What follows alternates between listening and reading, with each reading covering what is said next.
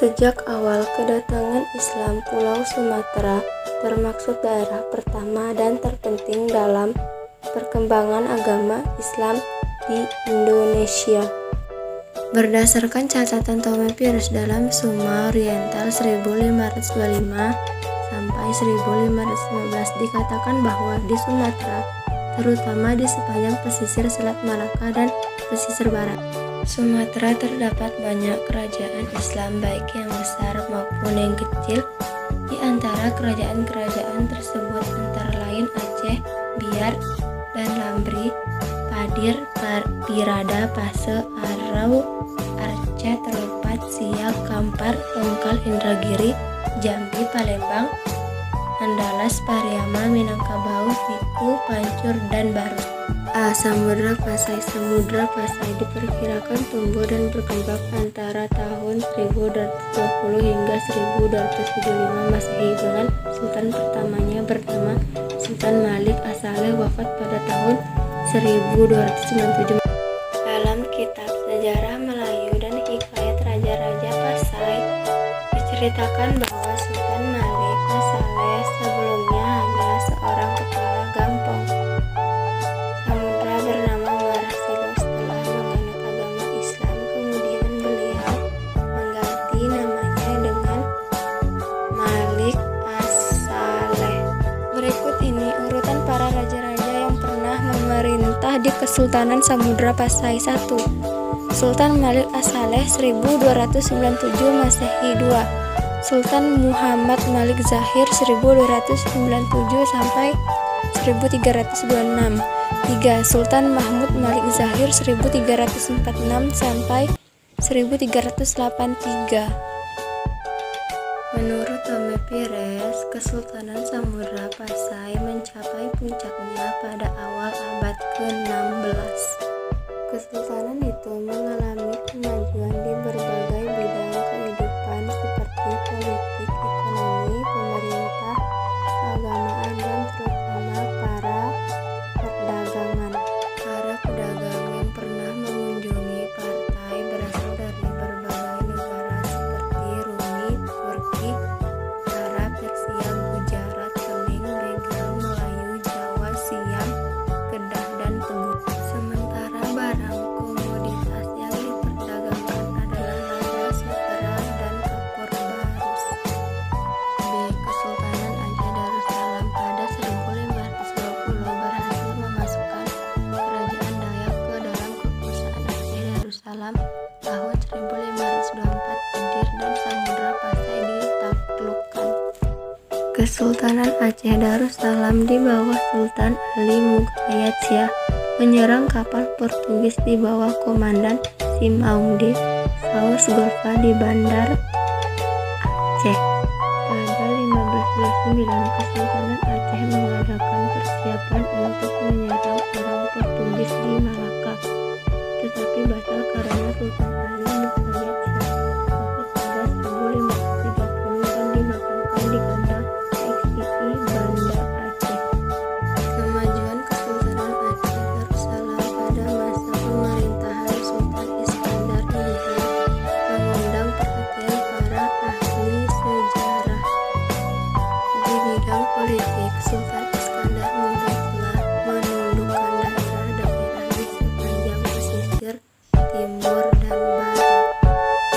Kedudukan Portugis di Malaka terus-menerus mengalami ancaman dan serangan meskipun keruntuhan Malaka sebagai pusat perdagangan di Asia Tenggara baru terjadi sekitar tahun 1641 oleh Chico Berenigende, oleh Jenderal Komputer di Belanda.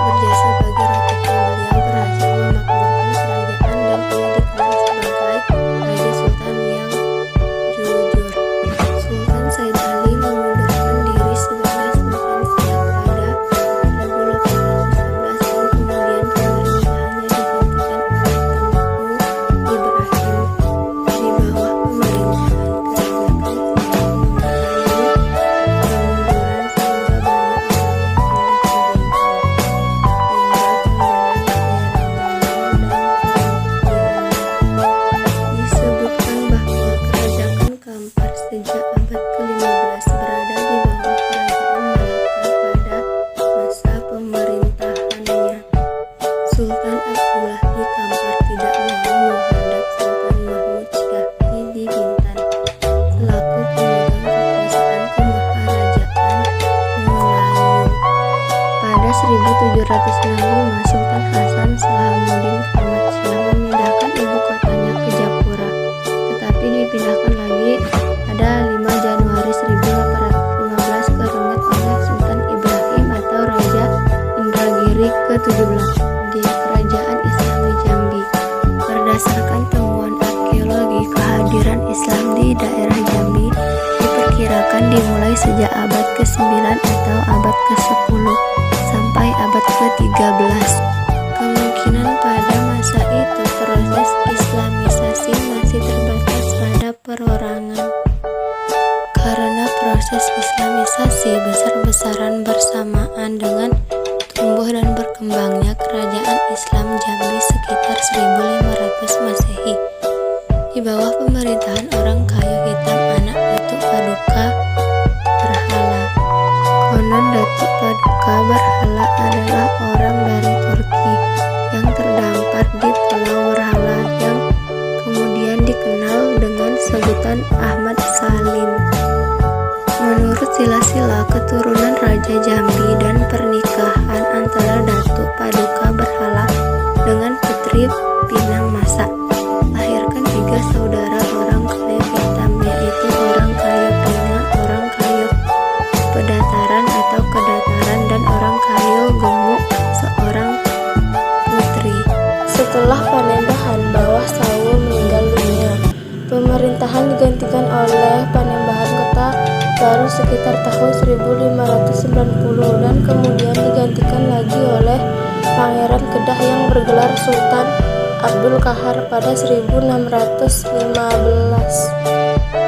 Sejak masa pemerintahan kerajaan Islam di Jambi Sultan Abdul Qahar, itulah orang-orang Fot mulai datang untuk menjalin hubungan perdagangan.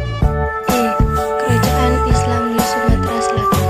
Banyak kerajaan Sriwijaya mengalami kelemahan, bahkan runtuh sekitar abad ke-14. Mulailah proses Islamisasi sehingga pada akhir abad ke-15 muncul komunitas Muslim di Palembang. Palembang pada akhir abad ke-16 sudah merupakan daerah kantong Islam terpenting atau bahkan pusat Islam di bagian selatan Pulau Emas. Meskipun kedudukan Palembang sebagai penguasa Muslim sudah ada sejak 1550, nama tokoh yang tercatat menjadi Sultan pertama Kesultanan Palembang ialah Suswana Sultan Abdurrahman Walaf Al-Mukminin Syahid Al-Imam sejak 1659 sampai 1706. Palembang berturut-turut diperintah oleh 11 sultan sejak 1706 dan sultan yang terakhir adalah Raden Abdul Aziz Purbalingga 1823 sampai 1825. Pada masa pemerintahan Sultan Ahmad Muhyiddin 1758 sampai 1774, syair agama Islam makin besar.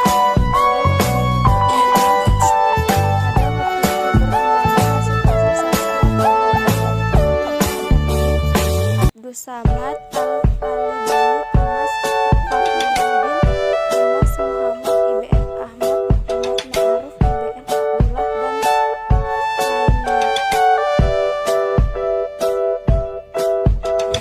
Kerajaan Islam di Sumatera Barat.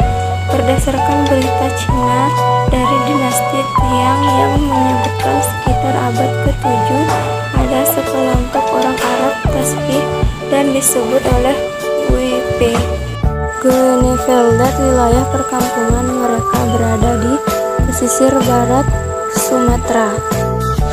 Islam yang datang dan berkembang di Sumatera Barat diperkirakan pada akhir abad ke-14 atau abad ke-15 sudah memperoleh pengaruhnya di kerajaan besar Minangkabau. Bahwa Islam sudah masuk ke daerah Minangkabau pada sekitar akhir abad ke-15 mungkin dapat dihubungkan dengan cerita yang terdapat dalam naskah kuno dari Kerinci. Sejak abad ke-16 sampai ke-19 di daerah Minangkabau senantiasa terdapat kedamaian sama-sama saling menghargai antara kaum adat dan kaum agama, antara hukum adat dan syariat Islam. Sejak awal abad ke-19 timbul pembaruan Islam di daerah Sumatera Barat yang membawa pengaruh Wahabiyah dan kemudian memunculkan Parang Pardiat.